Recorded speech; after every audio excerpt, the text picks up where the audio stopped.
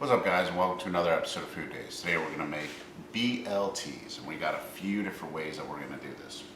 So I want to try a couple different things. I have, for tomatoes, I have vine red tomatoes, heirloom tomatoes, my personal favorite, beefsteak tomatoes, great for sandwiches. I have two different types of bread. I'm using ciabatta bread, and I toasted up some white bread. As far as lettuce goes, we have your traditional iceberg lettuce, we have baby greens, and we have basil. I'm not going to use basil, but it's a good substitution. We have mayo, and I'm roasting up some garlic as we speak right now, which is literally the easiest thing you can do. Just put tin foil, garlic, olive oil, shove it in the oven, 400 degrees, 20 minutes. It'll become a paste. You can add it to mayo. That's a garlic aioli. Then we have thin cut bacon and thick cut bacon, which I already have cooking, and I'm also going to be pan searing some for Chef Dave, a buddy of mine. And we're going to try out his technique. Well, a lot of people do it where they add water to the pan. I've never done it, so I want to see how it turns out. So anyway, let's hop to it, start making some sandwiches. So what you're going to want to do is you're going to want to add a little bit of water to the pan, enough to where it can steam off. And then you're going to want to lay out your bacon. As the pan is heating up, you don't want to do this while everything is hot, because then you'll create a hot mess. I've also seen Andy from Andy Can Cook do this method. I've seen a couple people do it. I personally have I've never done it, so I don't know what to expect. But apparently it works out good. And we'll go for one more. You don't want to overcrowd the pan. I do know that much. We're going to see how this turns out. Alright, I'm coming back to this because I had to dump some of that water. I had a little bit too much in there. You're only supposed to put like a splash in the bottom of the pan. I poured a little too much, but I don't know. Like I said, I've never done this before. And now we're moving on because it looks better. I'm going to give this a little bit of a minute, and then we're going to move on to the thick cut stuff. The thick cut we're going to do a little different. I'm going to do that in my cast iron to give it a better score. Oh yeah. There we go. I'm going to just take our bacon out. Just let it rest on a paper towel. Still a little soft, still a little crunchy. This is the way my wife likes it. Me personally, I like it really crispy. But there you go, cooked bacon. Oh, and I would let this rest. Get you a little container, save your bacon grease. You never know when you're going to need it. Bacon came out of the oven. Good part about cast iron is you just let it ride. And bacon grease is perfectly fine for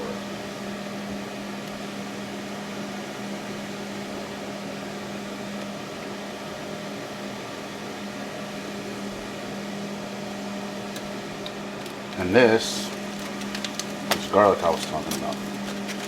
See how it got nice and roasted in there? I'm going to make a garlic aioli out of this. And all I'm going to do is just smash the garlic, add a little bit of mayo, salt, pepper. Probably not going to see that. I'll show you guys something like that at a later time. I just want to get it made and out of the way.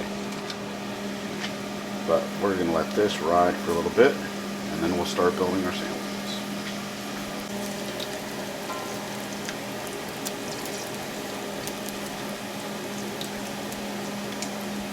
And let's take them off. Oh yeah, bacon's a beautiful sight. I don't care if you think it's burnt, cause it's gonna take good to me, cause I like it crispy. Oh yeah. Alright.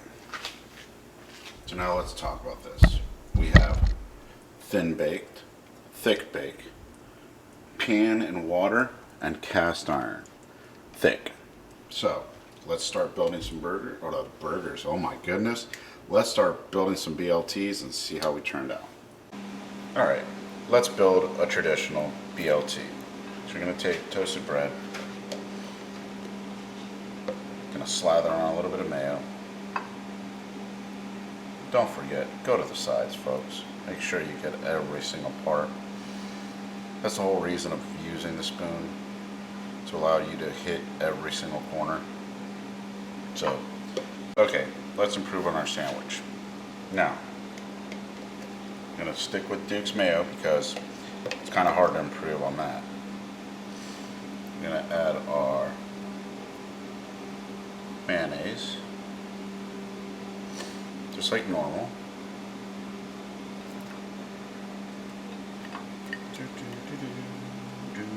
Mayonnaise, make bacon, make bacon, making bacon sandwich. I know that song is making pancakes, making bacon pancakes. All right. So, and my hands are dirty. Be right back. And I'm back. Now we're gonna take our soft bacon, or we're not gonna take our soft bacon. We're gonna take our vine ripe tomatoes this time. I'm gonna have 4 of these. Don't make the mistake I made. Salt and pepper. I'm gonna add our bacon to this, and we're going to add some more baby greens. Now that alone is an improvement on the sandwich, aside from needing more bacon. I already know I do. Alright. Now, let's see how we did with this one. There you go. Of course, it's a thin layer of bacon. I already know. Again.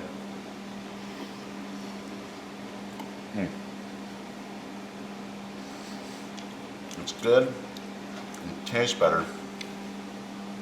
We're still missing something. So now we're going to upgrade.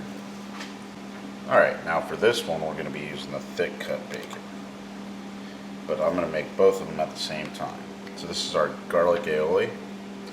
So there's roasted garlic in here, salt, pepper, and Duke's mayo. You can see the nice pieces of roasted garlic right there. Oh, it's going to be so good. Maybe should have cut them up a little better, but it doesn't matter because guess what? You're not eating it. I am. So make sure you get a little bit on both sides of the bread.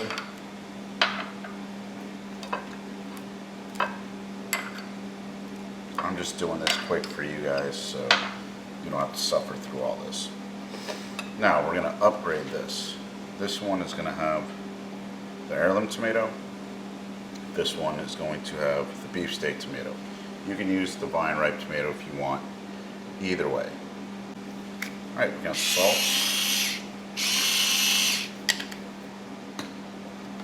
and pepper.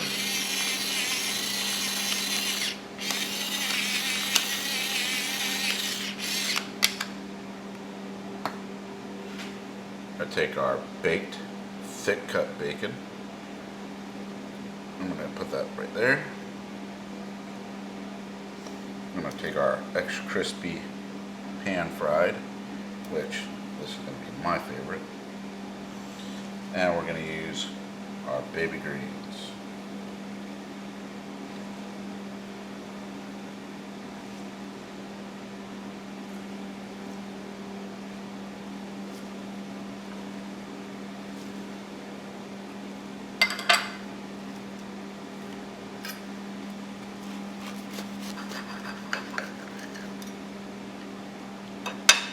There's really no mayonnaise on this one, dude.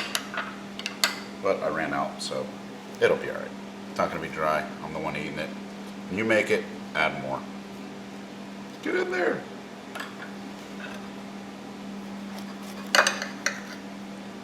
Alright, that's our ciabatta, not toasted, so it's really fluffy.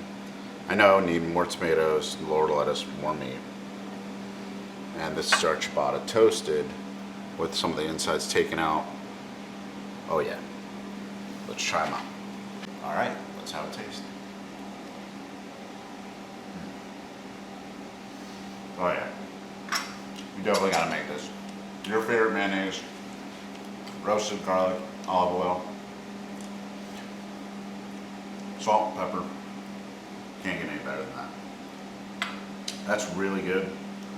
Not into the thick cut bacon, sorry. It's just not my thing. But flavors are phenomenal. And now we're gonna try the toasted one. Oh,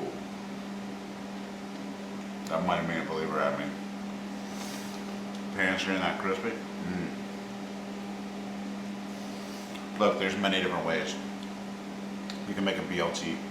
I was honestly just making this video to show you guys the basics, the simplest. I wasn't trying to overdo it. I didn't want to use up a lot of bacon either, only for a couple sandwiches, because I'm going to make a couple more sandwiches. Me and my wife have been eating these, so. But choose your tomatoes. Find out what works for you. Like me personally, I like the thin cut baked with beefsteak tomatoes, white bread infused tomato. That's my favorite. I mean, there's no getting around it. All these are good, however you want to cut it. But just remember, it's your food, it's your recipe, it's your life. You make it the way you make it. Don't let anybody else change your mind. Recipe's going to be down below in the description, even though it's really not a recipe, it's just B.L.T. But don't forget to like, subscribe, comment, and ring that bell for more notifications. And don't get caught in the food days. See ya.